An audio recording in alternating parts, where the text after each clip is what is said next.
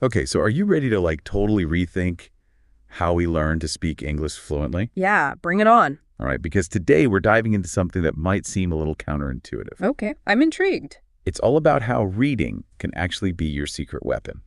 Reading for speaking. Yep, you heard that right. Reading. It might sound a little backwards, right? You'd think talking more would be the key. Right, more practice. Exactly. But all the research we've got lined up for you today, it just flips the script completely. It's about rewiring your brain through reading. Huh. I mean, it's funny how we tend to overcomplicate things sometimes. Yeah, for sure. If you think about it, babies, they spend months just listening before they even try to utter a single word. Oh, that's true. Right? It's like total immersion. And reading it kind of replicates that in a way. Soaking it all up. Exactly. Giving your brain this huge dose of, correct grammar, vocabulary, even the rhythm of spoken English. Oh, yeah, the musicality of it. Exactly. And all of that without the pressure of a live conversation. Oh, I love that. So it's like we're giving our brains this crash course in English, but in a way that feels natural. And dare I say, enjoyable. Totally. Sign me up. Yeah. But I think a lot of us who've been learning English for a while, we kind of hit this wall. Oh, yeah, that wall. Where we understand it, we can read articles, maybe even write decently. Yeah, you're cruising along. And then we try to speak, and it all falls apart. Ah, yes, the dreaded speaking hurdle. Why is that? Why does that happen? It's all about the difference between recognizing the language and actually producing it. Okay. So reading builds up this incredible passive vocabulary, but speaking it demands this active recall. Putting it into practice. Exactly. It's like having all the ingredients for, a gourmet meal, but no clue how to cook. I've been there.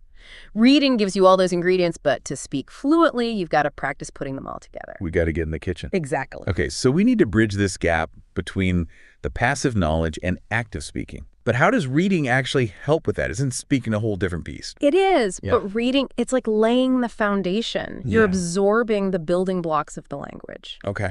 Those grammar structures, the vocabulary, even those tricky phrasal verbs. Oh, don't even get me started on those. I know, right? They make English so colorful, but reading exposes you to them. Okay. It's like building this mental map of the language. I like that analogy. And the more you read, the more detailed and nuanced that map becomes. Okay, I'm starting to see the connection here. That's But good. let's get specific. Sure. One of the biggest hurdles to fluent speaking, at least for me, is vocabulary. Vocabulary, yeah. I'll be mid-conversation and completely blank on the right word. Oh, yeah. It's so frustrating. I totally get it. How does reading solve that? It's not just about expanding your vocabulary. It's about understanding how words are actually used. Right. Think about idioms, for instance. You can memorize their meanings, Right. but reading it shows you how they actually fit into real conversations. Oh, that makes sense. It's like learning the slang of the English language. You start to sound more natural, less like you're translating from a textbook. Less robotic, more human. Exactly. I see what you mean. Now, one expert suggested actually writing a sentence with a new word. Oh, that's a good one. Yeah, to help remember it. But wouldn't that slow down my reading? Yeah, that's a valid concern. You don't want to turn reading into a chore, right? No, it should be enjoyable. Exactly. It's all about balance. If a word really jumps out at you, write a sentence. If not, just keep flowing. Okay, The context itself will often be enough to solidify the meaning. so finding that sweet spot, I think active engagement, but still enjoying the process. that's the key. What about grammar? Grammar. Oh, yeah. So many people get hung up on the rules and the tenses. The dreaded grammar rules. Was reading really help with that? Here's the fascinating part. Studies actually show that reading helps you internalize grammar rules without having to memorize them. Yeah, by seeing correct sentence structures over and over again, your brain, it starts to recognize the patterns. Subconsciously. Exactly. It's like learning a dance move by watching someone else do it repeatedly. Right. You don't overthink the steps, you just start to feel the rhythm. Okay, so it's absorbing the patterns naturally. Yes. Not through rote memorization. Exactly. That takes a lot of pressure off. It does. But there's still that issue of translating in your head before speaking. Yes, the mental translation trap. Forming the thought in your native language Yeah. and then struggling to convert it into English. All right. How does reading help overcome that? That's where the whole concept of thinking in English comes in. Okay. So the more you read, the more your brain gets used to processing information directly in English. Without that translation step. Exactly. It's like building a mental muscle. Okay. At first, it's a bit shaky, but with practice, it becomes stronger and more automatic. So instead of constantly translating, you start to just think and react in English more naturally. Precisely. That's amazing. Yeah. But with so many books out there, I know, right? how do we even know where to start? That is a great question, and one that we will definitely tackle in the next part of our deep dive. Oh, I'm excited for that. We'll break down recommendations for different levels, Nice. from beginner all the way to advanced. I'm on a roadmap for reading. Exactly. And we'll share some tips for choosing books that are both effective and, most importantly, enjoyable. Because if it's not fun, we're not going to stick with it. Absolutely. All right, so stay tuned for part 2, where we unlock the secrets to choosing the perfect books for your fluency journey. It's going to be good. It's going to be great. All right, we'll be right back after a quick break. Okay, so we're back, and I'm already itching to hit the books. Yeah. But as you mentioned, the sheer number of choices can be so overwhelming. It's true. It's like staring at a wall of cereal at the grocery store. Right. Too many options. So where do we even begin? Right. How do we choose the right books to, supercharge our speaking skills? Well, that feeling of being overwhelmed is totally understandable. Yeah. But the good news is finding the perfect book, it doesn't have to be like a scavenger hunt. It's all about matching your reading material to your current level and, just as importantly, your interests. Right, because if a book is boring, we're not going to stick with it. Exactly. Motivation is key. No matter how good it is for our English. So let's break it down by levels. What should beginners look for? For beginners, it's all about starting simple, with clear language, familiar themes. Okay. Think children's books. Okay. Now, I know that might sound a little silly, Yeah. but hear me out.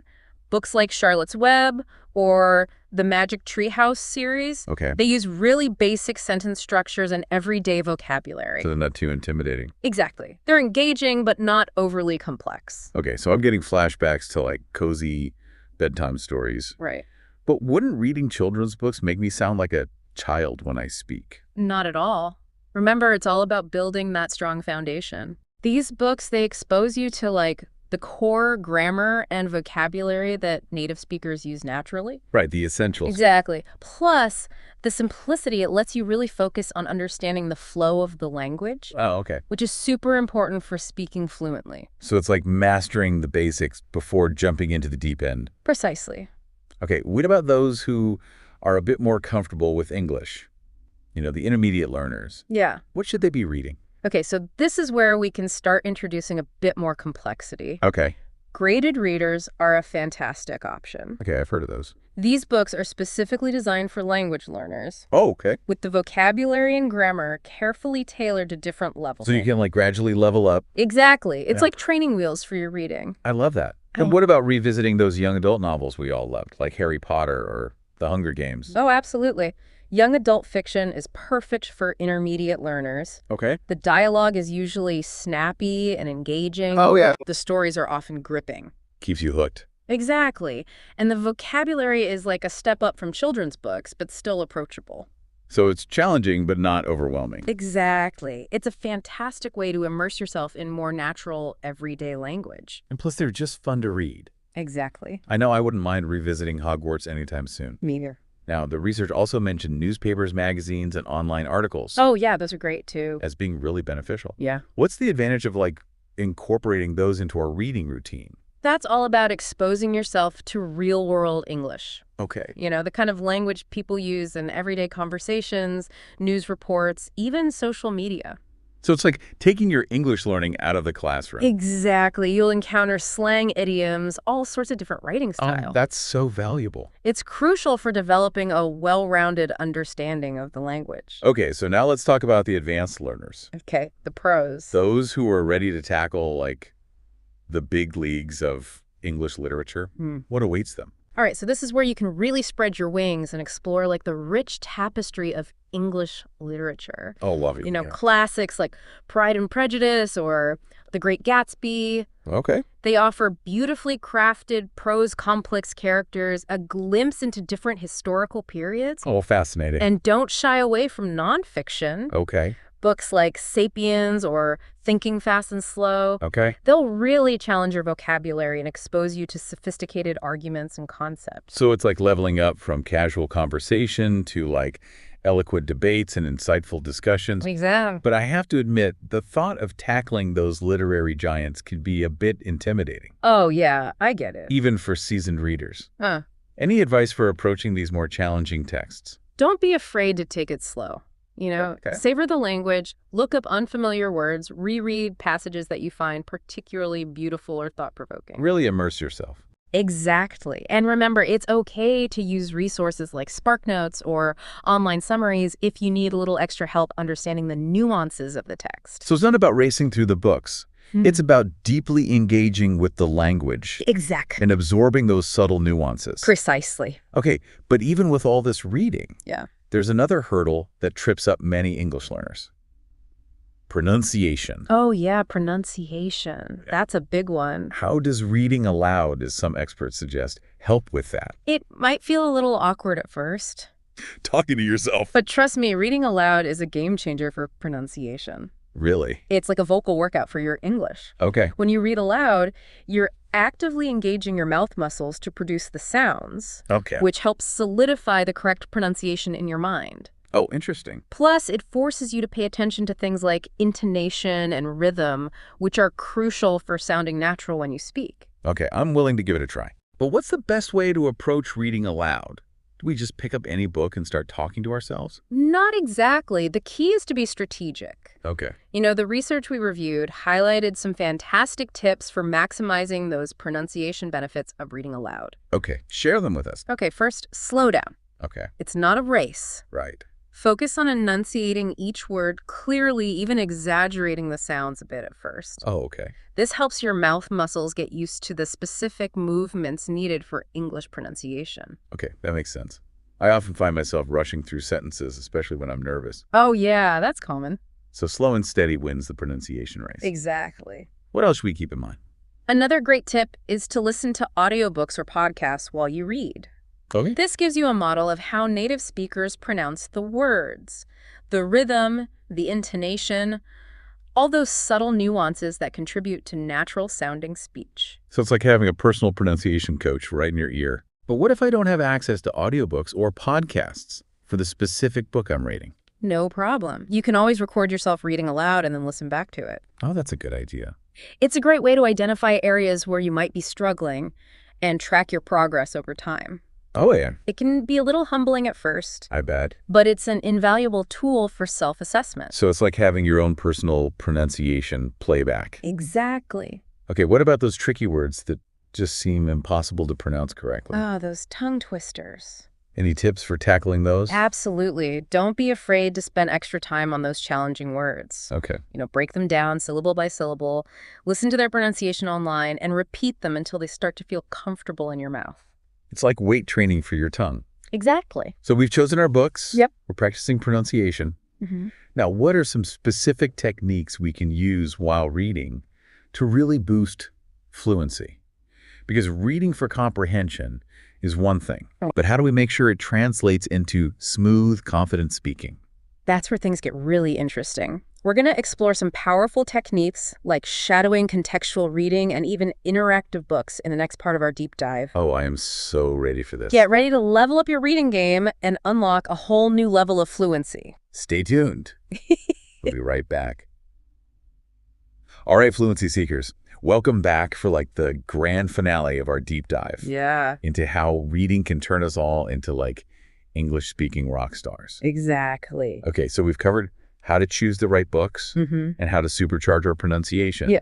But now it's time to unlock those like ninja techniques Okay. that turn reading from this passive activity Right. into a fluency-boosting powerhouse. I love it. Let's unleash the power of reading. Yes, let's do it. Yeah. So, it's fascinating to me how these techniques really bridge the gap Mm-hmm. between understanding English Yeah. and actually speaking it. It's a hurdle for a lot of people. Right. Well- Like it's one thing to recognize words on a page, but it's a whole other ballgame to like effortlessly weave them into conversation. Right. It's a different skill set. Totally. It's like having all the pieces of a puzzle, Okay. but needing those expert moves Yeah. to put them together into like a beautiful picture. Yeah. You need the strategy. Exactly. Yeah. So what's the first technique we're going to unlock today? All right, let's start with something called shadowing. Shadowing. Okay. It might sound a little mysterious, Yeah. but it's actually pretty simple. Okay, good. So it involves finding an audio resource, like an audiobook or a podcast, Okay. that has a transcript available, and you listen to the audio while simultaneously reading the transcript aloud, Okay. mimicking the speaker's pronunciation, intonation, even their rhythm. So it's like you're trying to become their vocal twin. Yeah, exactly. Yeah. But in a way that trains your brain to connect spoken and written English. Oh, that's interesting. I've heard about this technique before, Mm-hmm. but never really understood like how it actually worked. What are the benefits? Well, shadowing, it's like a workout for your fluency muscles. Right. Okay. It forces you to move beyond just passive listening Right. and engage actively with the language. So you're really in it. Yeah, you're training your mouth to actually produce the sounds accurately and your brain to process the language at the speed of natural speech. So it's like training your brain to keep up. Exactly. Okay, it sounds intense, but also like incredibly effective. It is. It's a powerful technique. It's like taking all those English lessons out of the textbook Mm-hmm. and injecting them directly into your brain. I love that analogy. I'm already feeling more fluent just thinking about it. Great. All right. What other techniques can help us like unlock our inner English speaker? Okay, so another technique that's often overlooked but equally powerful is contextual reading. Contextual reading. Okay. It's about shifting your focus from understanding individual sentences to grasping how ideas flow within a larger context. So instead of reading like a robot, Right. dissecting each sentence in isolation, Mm-hmm. we're training our brains to see the bigger picture. Exactly. You're looking for the connections. How does that help with speaking? Well, think about it. Conversations are all about connecting ideas. Okay. Building on previous points, Right. responding in a way that makes sense within the flow of the discussion. Yeah, like a natural back and forth. Exactly. And contextual reading it helps you develop that sense of coherence, Mhm. that ability to see how language is used to create like a cohesive narrative or argument. That makes total sense.